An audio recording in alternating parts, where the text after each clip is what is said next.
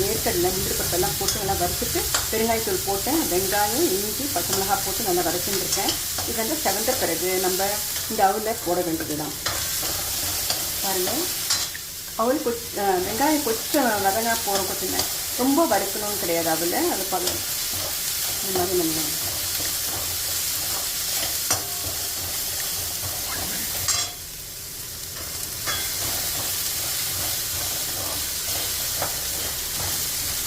இப்போ இதை நம்ம போட போகிறோம்.